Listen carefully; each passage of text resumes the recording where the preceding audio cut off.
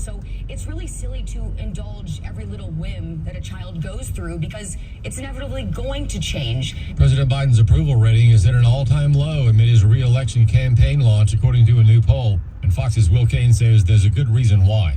It's hard to find fans because Joe Biden was a response to President Donald Trump. So, in essence, he was a blank space, an empty line. He was an X that people chose to check next to because they were voting at that time against Donald Trump. Now they're getting what they voted for, which is largely nothing.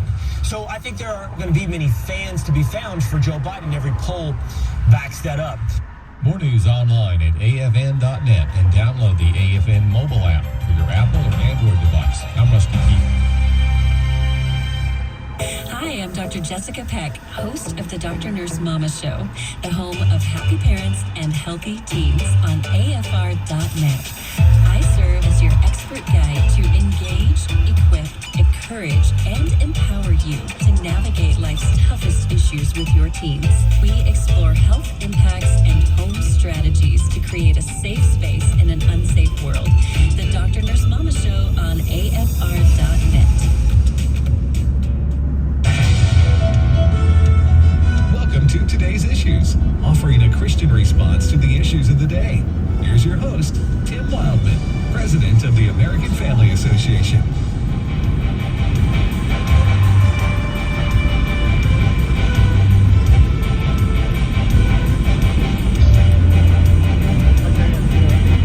Hey, good morning, everybody, and welcome to Today's Issues on the American Family Radio Network. Today's Issues is the name of this year's show, and it's Wednesday, May the 3rd. Hope you're having a wonderful morning. I'm Tim with Ed Vitagliano. Good morning, Ed. Good morning, Tim, and I am having a wonderful morning. Yep. That's Absolutely. great. You had a spring in your step? Oh, spring. Absolutely. Yeah, spring in both steps. Haven't sprained your ankle? Nope. It's a good day. It's a good day. Yep. You've recovered from... I've recovered from my disastrous hockey playoff series. Right. Not my personal. Right, I know. The But team. your team, you had a lot of... You're a fan. You're emotionally... I'm not going to make you relive this. But Yeah, because now you're bringing me down, I know. Tim. Bring me right back. Okay, don't... I crawled out of that dark hole. Yes. Don't take And now that. you're putting... No, I feel like you're putting dirt back on me or something. Forgive me. Yeah. I shouldn't have brought it up. I know how it is. All right, Fred Jackson, good morning. But Fred, on a happy note, the Toronto Maple Leafs are still well alive, right? But they lost. But they lost last night in the first game against the Panthers. The team that beat my team. You guys know this already. Human nature is that, quote, misery loves company, Yes. quote. So don't expect Ed to get thrilled with your Toronto Maple Leafs should they advance. Well, no, I think Ed would be for Toronto. Oh, that's his second team? No. You have thought wrong. Wrongly. You've thought wrongly. You've chosen wrongly. Toronto and Boston have had something of a rivalry because they've played in they've had 7-game series, and the last 3, the Bruins have knocked the Maple Leafs out over a series of Fred doesn't know that. 10 years. Oh, he does. He knows. But those rivalries develop, and so the team that knocked my team out is playing the Toronto Maple Leafs, and I'm rooting for the team that knocked my team out. I got you. I just asked that you guys not body check one another during the show this morning. That's all. Now, Fred actually played hockey. I'm not going to try to body check. You just watch it. Yeah. Okay. See, what irritates Ed, Yeah. you just heard he's not a big Toronto fan, but Boston plays an arena called... TD Garden, that's right. And what's this TD stand for? Toronto Dominion. Oh, yeah. Wow. Yeah, it's a Toronto. A Toronto bank. Headquartered bank. That is true. That is true. The Toronto Bank sponsors the Boston Coliseum. They own the arena. Oh, gosh. Yeah, it's the irony of the sporting world. Hey, maybe that's the problem. I don't know. There's problems. It's a conspiracy. There's problems afoot. They are afoot. Sounds like George Costanza. I'm telling you, Jerry. All right. If you want to watch this show, go to Facebook Live and type in Today's Issues. We live video stream this show. And we post the stories that we talk about on our Facebook Today's Issues page. We also have our own live video streaming service. So if you want to watch this show and other AFR shows and have access to a lot of other good stuff, go to streaming.afa.net. Check it out. We spent a lot of time, money, and energy developing that website so we could stream our own shows so that we couldn't be canceled. Go to streaming.afa.net, streaming.afa.net. At the bottom of the hour, Abraham Hamilton III will be with us. And what's going to be our topic with him, Ed? We are going to be talking about the U.S. Navy. Of course, all the branches of the military are having trouble meeting their recruiting goals. But folks, wait till you hear what the U.S. Navy has allowed to happen. We're going to be, it is really discouraging to see the institution of the military being captured by the woke mob. And we're talking perversion. All right. And so, folks, we will be discussing that with Abraham Hamilton III at the bottom of the hour. Yeah, yes, we'll be talking about that. So that's a teaser there. But it's very troubling what's going on in a lot of institutions in our country, but especially the United States military. All right, Fred, what's your top story? Well, our folks in Texas are breathing a sigh of relief this morning because authorities have now captured 38-year-old Francisco Oropesa.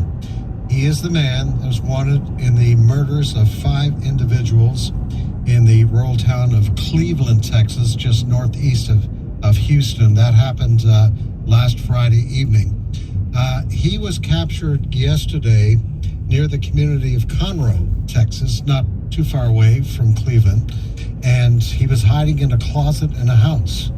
And they were given a tip, authorities were given a tip where this guy was because there had been money offered for the capture. It was like $80,000. It was getting up to about $80,000. Anyway, they took him into custody without, according to the sheriff's office there, too much resistance. But also, we're learning this morning that there were several other arrests in connection with this yesterday. And we're just finding out that Oropesa's wife, who apparently has been in the country illegally, we want to remind people that Oropesa has been in and out of the country illegally 4 or 5 times over the last several years. Anyway, there was an arrest. His wife was arrested overnight as well, plus 4 other people. The sheriff said he couldn't say too much about the investigation because it's continuing, but the indication is they were arrested because they were aiding in his efforts to avoid being arrested in connection with this. Anyway, he is in a jail cell. Apparently a judge will go to that jail cell this morning for the initial hearing. The speculation is he's going to be held on $5 million bond. Well, this guy, Francisco Oropesa, is a wicked, wicked man. Over an argument that should have been settled easily. He was outside shooting. The neighbor came and said, "We're trying to get our baby to sleep." The guy walks next door and kills every member of the family, I think, except for the father. Mm-hmm. I think there were 10 people. And some of the kids. Oh, and some of the kids. So, just an act of absolute wickedness. And I'm glad that the authorities have caught Oropesa, and I hope he gets executed. I mean, that's what capital punishment exists for, is for those kinds of crimes. There's no sense keeping a guy like this alive for the rest of his life. He should be executed. How many times has he been deported? At least 4. Okay. I guess we discussed this a little yesterday. Maybe you guys don't know the answer. Is there an escalating penalty for the number of times you re-enter the country after being deported, or is there, or not? I don't think so. No. I think you're just deported. Now, if you commit a crime like this guy, right, Oropesa, he will suffer the legal consequences in this country. So if you have come across... But he shouldn't be, my point is he shouldn't have ever been here in the first place. Oh, yes. Well, the problem is the southern border is a sieve. Right. So he gets deported. He comes across. So Who knows how many times that happened? would you, in any way, shape, or form, put some responsibility of this crime on those who don't want to enforce our southern border, the immigration? Absolutely. There have been well-known cases of illegal immigrants in this country who have, remember the shooting that happened? It was in California. It was on a pier. Yeah, I forget the name of the young lady who was shot and killed. And the illegal immigrant said it went off accidentally, but he should not have been here. But he had under similar circumstances, he had been on this carousel of being deported and coming right back in, being deported, coming right back in. So these kinds of crimes happen often. Yeah. Anyway, we talked about this yesterday. The crimes committed by illegal immigrants in the U.S. are only going to grow just simply because we've got the sheer numbers of them coming in. Right. Mm-hmm. The vast majority of those folks coming in are not criminals. They're just poor people looking for a better life, and I feel sorry for them. But at the same time, you have to have law and order in this country. You have immigration laws, and they have to be followed. So, And we've said all along, Congress can increase the number of people who can come into the country legally if we need. If they want to, Congress can, and the president can pass it or not. But here's the thing: if you're going to have deportation, then you have to tell them. It's kind of like with any other crime or with any other warning. You can, if you tell a child, if they say they cheat on a test, and you say, you know what, if you cheat, you can cheat on a test as many times as you want to, and all you got to do is go take a 3-day detention. Right. No, they're not going to do that. They're going to say, we caught you cheating on a test, you get a 3-day suspension or whatever you want to call detention. But if you do it again, you're kicked out of school. Right. Okay. All right. You got to have that kind of attitude on the deportation. Not attitude, but you got to have that kind of legal structure with the deportation, or it's ineffective, as we see here 5 times. I mean, so the guy's going, what do I care whether I'm deported? He probably gets a good meal, a couple of nights in a hotel. Yeah. When he's deported, refreshes himself, and then back to come over again. Listen, my mom used to always say to me when I would complain, I can't do this, I can't do that. She would always say, where there's a will, there's a way. Yeah. And if this country, and especially those on the left, wanted to solve the legal immigration process, they could easily do it. Let me tell you, it would save this country tens of millions of dollars if we just paid Mexico.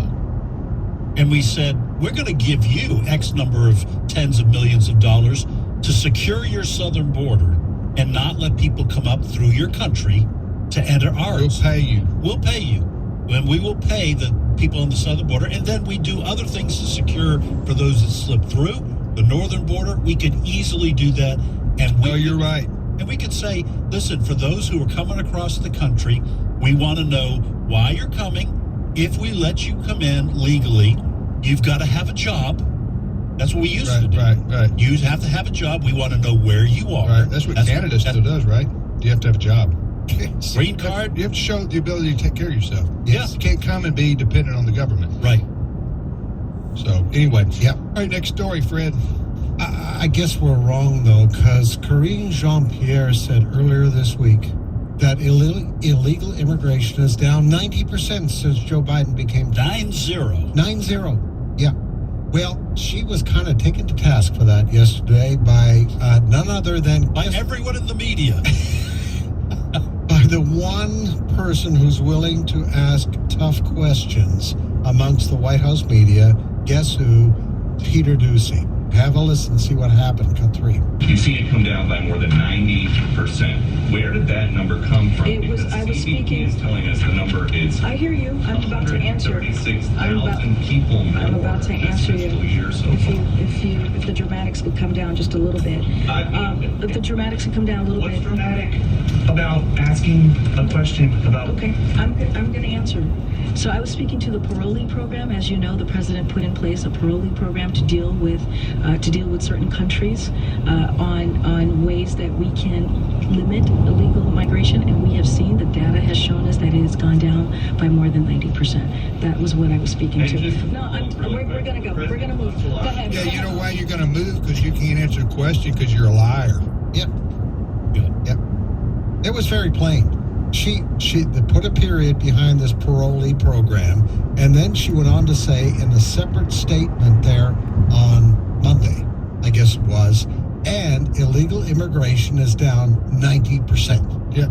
Listen, as I said before, it gives me no pleasure to call somebody in politics a liar. But at the same time, I mean, sometimes they can be misleading. Sometimes they can shade the truth. Half-truths, innuendos. No, this lady's just a liar.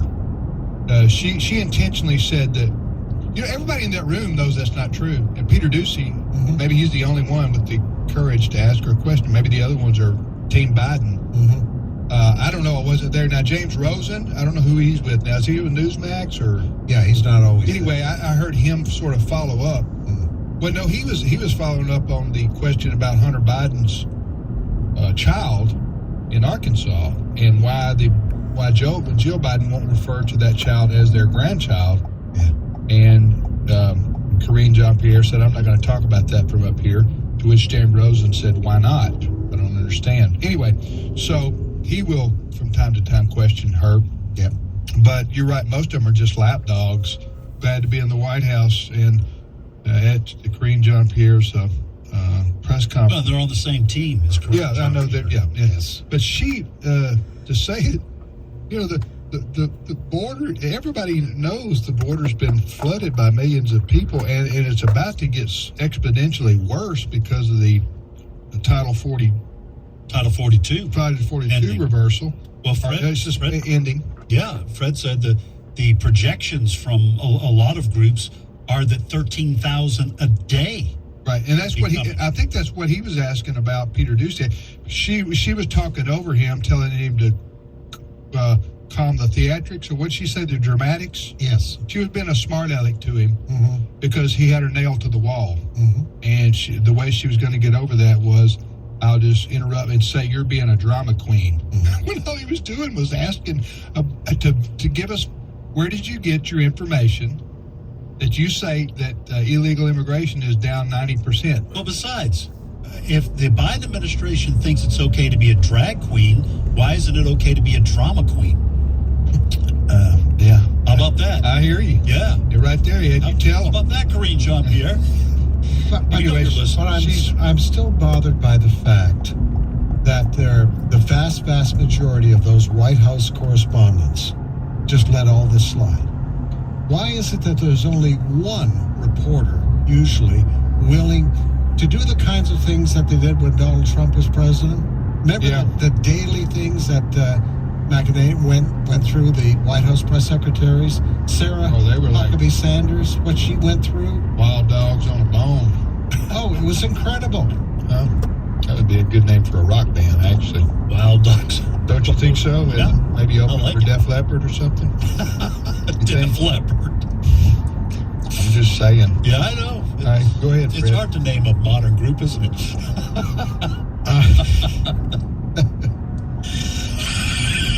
Monsters and Men. Is that? Wild dogs on a bone. All right, go ahead, Fred.